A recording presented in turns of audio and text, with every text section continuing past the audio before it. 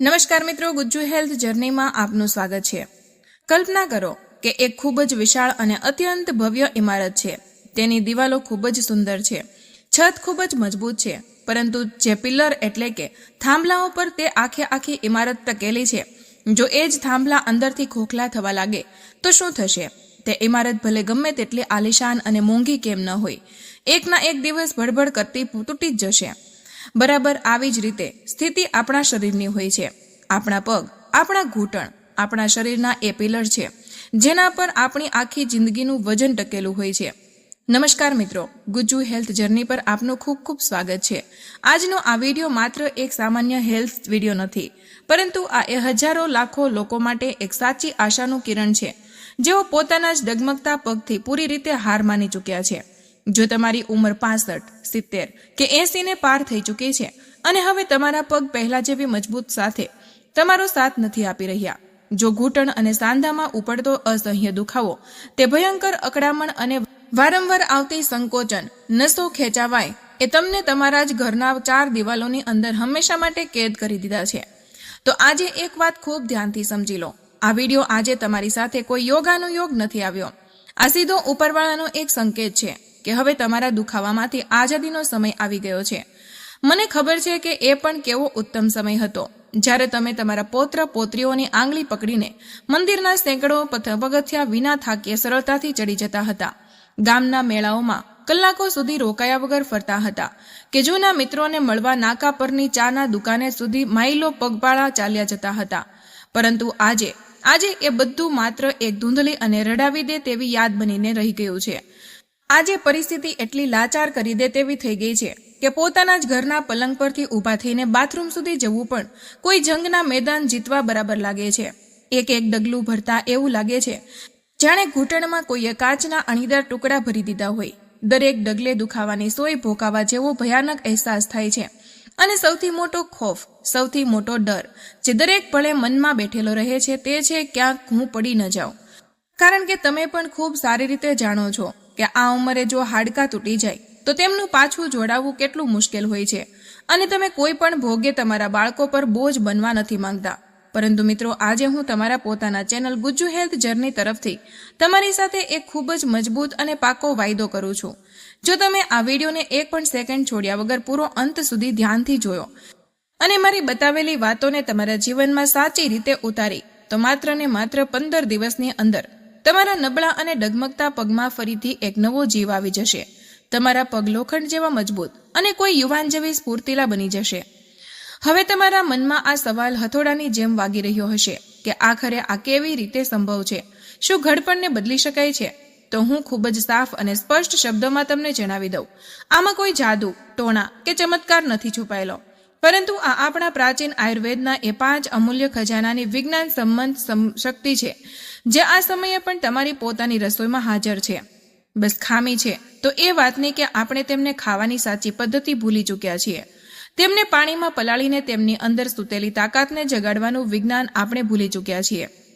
હું નથી ઈચ્છતી કે તમે કે તમારા ઘરના કોઈ પણ વડીલ એવું માનીને બેસી જાય કે ઘડપણ એટલે માત્ર દુખાવો, બીમારી અને લાચારી છે। વિશ્વ આરોગ્ય સંસ્થા એટલે કે WHO નો એક લેટેસ્ટ રિપોર્ટ કહે છે કે 70% વધુ વડીલોમાં પગની નબળાઈનું અસલી કારણ ઉંમર વધવી નથી। જી હા, તમે બિલકુલ સાચું સાંભળ્યું, અસલી કારણ છે કેલ્શિયમ, વિટામિન ડી અને પ્રોટીનનું શરીરમાં સાચી રીતે ન પચવું। એમ્સ દિલ્હી જેવી મોટી અને પ્રતિષ્ઠિત સંસ્થાએ પણ પોતાના સંશોધનમાં એ સ્વીકાર્યું છે કે સાચો ખોરાક સાચી રીતે લેવામાં આવે તો 90 વર્ષની ઉંમરે પણ હાડકાની તાકાતને 60% સુધી પાછી વધારી શકાય છે। તો શું તમે તૈયાર છો એ રહસ્યને જાણવા માટે? શું તમે તૈયાર છો તમારા પૌત્રનો હાથ પકડીને લડખડાયા વગર ફરીથી મંદિર સુધી પગપાળા જવા માટે? જો તમારો જવાબ હા છે તો કમેન્ટ બોક્સમાં અત્યારે જ લખો હા, હું તૈયાર છું, અને સાથે એ પણ જણાવો કે તમે ગુજ્જુ હેલ્થ જર્નીના આ વિડીયોને ભારતના કયા શહેરમાંથી જોઈ રહ્યા છો? શું તમે દિલ્હીથી છો, પટનાથી કે ઇન્દોરથી? હું તમારી દરેક કમેન્ટ પોતે વાંચું છું। ચાલો હવે એક પળ પણ વગાડ્યા વગર રહસ્ય પરથી પડદો ઉઠાવીએ, અને હા, વિડીયોના અંતમાં હું તમને 3 એવી જાદુઈ આદતો પણ જણાવીશ જે આ 5 નુસ્ખાઓની અસરને સીધી 10 ગણી સુધી વધારી દેશે। તેથી તમારી આંખો અને કાન પૂરી રીતે સ્કિન પર ટકાવી રાખજો। પહેલો નુસ્ખો છે પલાળેલા મેથી દાણા અને અખરોટની ચમત્કારિક જોડી. સામાન્ય રીતે તમે અને અમે મેથી દાણાને માત્ર રસોઈમાં વઘાર કરવાના કામમાં લઈએ છીએ, પરંતુ જ્યારે તમે 1 ચમચી મેથી દાણા અને 2 અખરોટની ગીરીને રાતભર 1 ગ્લાસ સાફ પાણીમાં પલાળીને રાખો છો, તો આ જોડી તમારા પગ માટે કોઈ સંજીવની બુટીથી ઓછી નથી રહેતી. મેથી દાણાની અંદર કેલ્શિયમ, આયર્ન અને શરીરનો સોજો શોષી લેનાર તત્વો કૂટીને ભરેલા હોય છે. આ સાંધાના સોજાને એવી રીતે ખેંચી લે છે જેમ સ્પોન્જ પાણીને ખેંચી લે છે. ત્યાં જ અખરોટની અંદર ઓમેગા-3 ફેટી એસિડ હોય છે, જે તમારી નબળી પડી રહેલી માંસપેશીઓનું સમારકામ કરે છે. જ્યારે આ પાણીમાં પલાળવામાં આવે છે ત્યારે તેમની અંદર રહેલું ફાઇટિક એસિડ, જે અસલમાં ઝેર સમાન છે અને પોષણને શરીરમાં જતા રોકે છે, તે પૂરી રીતે નષ્ટ થઈ જાય છે. હું તમને સહજાનંદની વાર્તા સંભળાવું છું. 76 વર્ષના સહજાનંદજી, જે એક રિટાયર્ડ સ્કૂલ માસ્ટર હતા, ઘૂંટણના દુખાવાને તેમને વ્હીલચેરના મોહતાજ બનાવી દીધા હતા. જ્યારે તેમણે આ મેથી અને અખરોટના નુસ્ખાને પાણીમાં પલાળીને ખાવાનું શરૂ કર્યું, તો માત્ર 15 દિવસની અંદર તેઓ પોતાની લાકડીના સહારે પોતે ચાલીને આવ્યા અને હસતા હસતા બોલ્યા કે બેટા, એવું લાગી રહ્યું છે જાણે કોઈએ મને મારા ખોવાયેલા પગ પાછા આપી દીધા છે. તમારે બસ એટલું કરવાનું છે.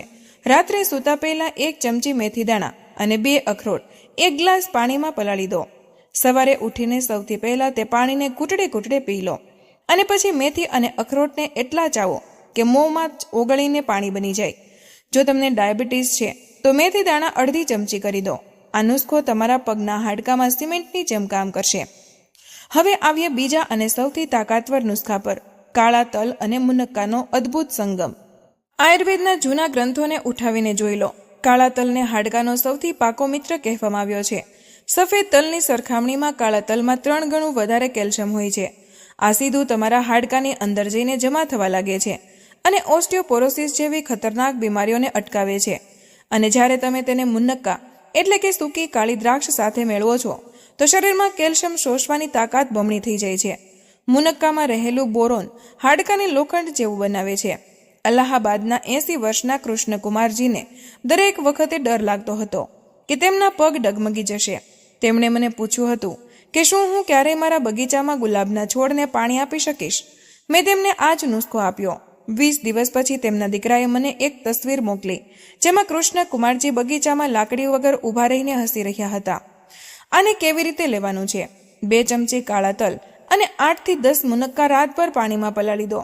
સવારે પાણી પીને આને બરાબર ચાવી લો. જો તમને શુગર છે તો મુનક્કા હટાવી દો, માત્ર કાળા તલ ખાઓ. ત્રીજો નુસ્ખો છે અળસીના બીજ અને ખજૂરની પ્રાકૃતિક ગ્રીસ. શું ચાલતી વખતે તમારા ઘૂંટણમાંથી કટ અવાજ આવે છે?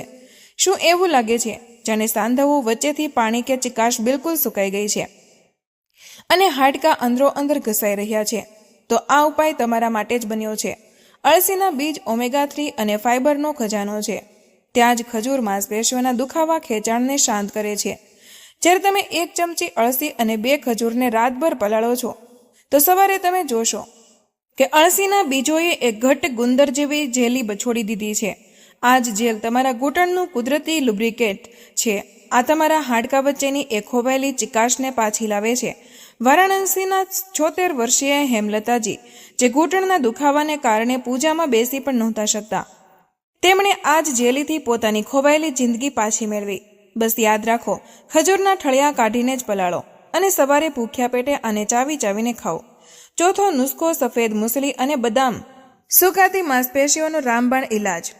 જો તમારા પગ હવે ખૂબ જ પાતળા થઈ ગયા છે, એવું લાગે છે કે માંસ તો બચ્યું જ નથી, માત્ર હાડકાં જ રહી ગયા છે, તો તમને સફેદ મૂસલીની સખત જરૂર છે. આ એક અત્યંત દુર્લભ અને પ્રાચીન જડીબુટ્ટી છે.